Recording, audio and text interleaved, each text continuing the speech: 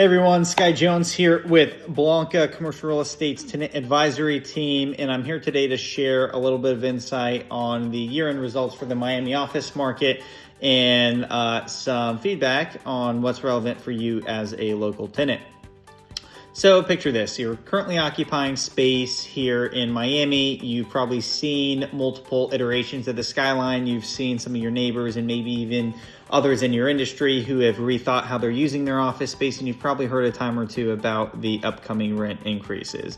And as a tenant who perhaps may be evaluating your real estate strategy here in the near future, the question often becomes, where's the market today? Where's it going into the future? And what's relevant? And where's the opportunity for me as a tenant? So in effort to shed some light on some of those questions, the high level overview is that Miami, despite national headwinds, remains an anomaly relative to other office markets. We have we're neck and neck with New York for the highest office utilization rate. That is employees who are coming in and people actually using physical office space here locally, and our demand remains incredibly resilient, with last year closing over 2.9 million square feet of new lease transactions. Whenever you take into account the fact that last year was an election year, as well as there were considerable economic uncertainties from a macro level, both of which factors are that typically affect leasing velocity. This is very strong performance because relative to the 5-year historical average, this was only an 8% drop. Who's driving a lot of this demand? It's professional services, local law firms, accounting firms, and a handful of large tech firms who have come into the market. And as a function of their continued interest in Miami, rates have skyrocketed across the board. The past year, we are up 10% year over year on the aggregate average asking rates. Select submarkets and select tiers of assets are up even higher than that in the past year. But as a function of all this, Miami is now home to some of the highest office asking rates in the nation, with 830 Brickell most recently securing their last deal close to $200 a square foot. We've outpaced Boston, we've outpaced Los Angeles.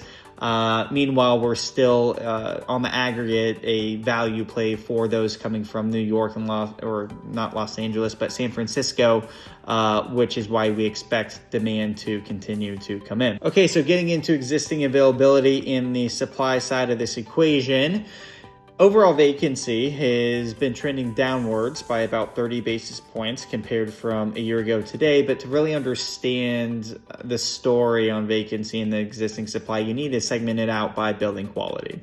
So starting with Class A buildings is where most of the demand is currently focused on. This is where most of the leasing activity is currently occurring, as tenants want premium product to help them bring in and entice their employees back into the office. And vacancy for Class A has actually remains reasonably flat compared from a year ago today. However, this is actually looked at as very strong performance whenever you consider the fact that we just had 1 million square feet of Class A space delivered into the market in the past year.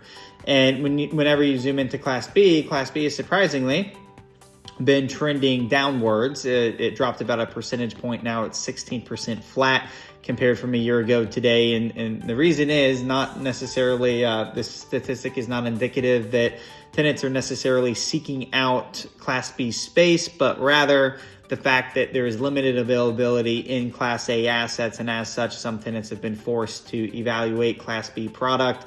And the Class B product that is doing deals is Class B that has most of the time been recently renovated. But we expect the Class B vacancy to change, as right now it's been a benefactor of catching spillover activity. But now there's more Class A product that is underway in the market. Is from an under construction standpoint. We currently have 1 million square feet of new office product that is going to be delivered here in the near future. 60% of that is going to be delivered this year alone. And the product is going to be concentrated in Coral Gables with 4225 Ponds. You have Miami Beach, where you have The Well, which is an incredible new project. As well as the Fifth and the coveted South of Fifth neighborhood. And then last but not least, one of the more notable projects is going to be delivered here in Wynwood, which is going to be about 225,000 square feet of amazing office space. This is where Amazon had recently signed their most recent deal. And as a function of all of this, if you are a tenant who seeks the best and most exclusive product type in the market, this is good news for you, because now there is actually going to be availability and you will have options. As of all the new product that is coming online, only about 25 to 30% has. Now moving on to demand, as mentioned, it remains incredibly resilient with a continued commitment into the office market from groups, just to name a few notable transactions. We have Morgan Stanley, who just recently renewed for about 42,000 square feet in Aventura. You have I Squared Capital, who just expanded and renewed in Brickell for 29,000 square feet. And you also have UBS, who just pre-leased 33,000 square feet over at the Coral Gables new office development, 4225 Ponds. So look, all of that said, we've covered a lot today. If you're a tenant in the market, the main takeaways are three things. Number one is that Class A office space remains in very high demand. If you need a prestigious address, act fast, because top tier buildings are certainly filling up. And while we expect rent growth to cool down, we certainly don't expect rents to actually go down anytime in the near future. And furthermore, if you're a tenant who needs the best in class asset in the market, hang on, because this year you're going to have a couple of assets that are going to actually offer availability for you, spread between Coral Gables, Wynwood, and Miami Beach primarily.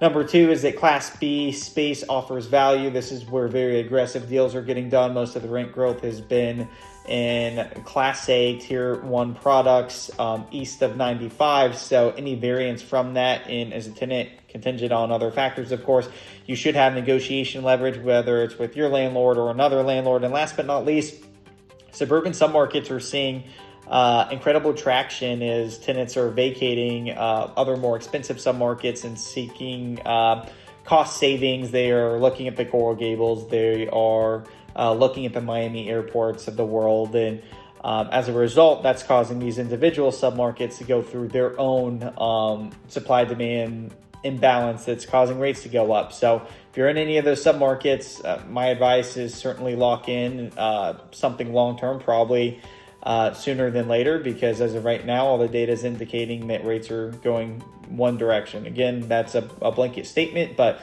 subject to your individual situation, that's the fact of the matter. So look, overall, the office market is evolving, especially here in Miami.